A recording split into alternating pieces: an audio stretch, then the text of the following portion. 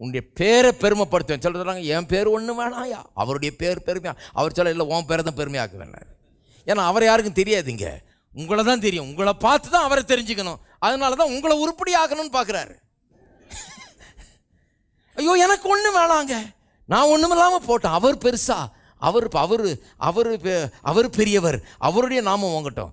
அவருடைய நாமெல்லாம் ஓங்கி தான் இருக்குது.